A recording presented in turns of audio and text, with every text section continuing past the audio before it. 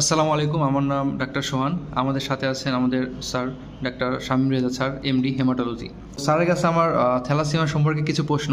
আমার প্রথম প্রশ্ন হচ্ছে, স্যার থ্যালাসেমিয়া রোগীদের কি সারা জীবনই রক্ত নিতে হবে?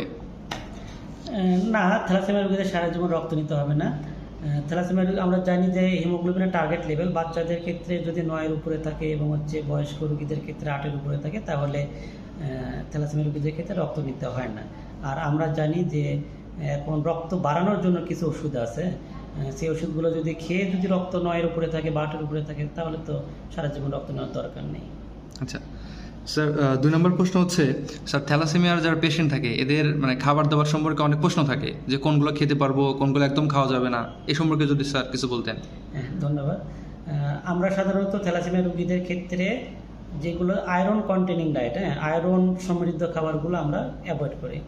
এগুলো আমরা দুই ভাগে ভাগ করি। একটা হচ্ছে প্রাণীর সোর্স থেকে যেগুলো আসে, আর একটা হচ্ছে উদ্ভিদ সোর্স থেকে। প্রাণীর সোর্স থেকে যেগুলো আসে সেগুলোর ভেতরে আছে 1 নম্বরে কলিজা এবং কিডনি, যেটা অনেকে আমাদের ভাষায় গুড্ডি বা গুড্ডা এরকম বলে। আর 2 নম্বর হচ্ছে রেড মিট। রেড মিট বলতে বোঝায় গরু এবং খাসির মাংস। এই 3টা জিনিস সে অ্যাভয়েড করতে পারে। কলিজা মানে সে হোক মুরগির কলিজা হোক, মাছের কলিজা হোক, গরুর কলিজা হোক, সব ধরনের কলিজা কিডনি অ্যাভয়েড করবে। আর হচ্ছে গরু খাসির মাংস অ্যাভয়েড করবে। কিন্তু সে হাঁসের মাংস, মুরগির মাংস, মাছ, ডিম, দুধ, এগুলো সব কিছু সে যথারীতি স্বাভাবিক মানুষের মধ্যে খেতে পারবে।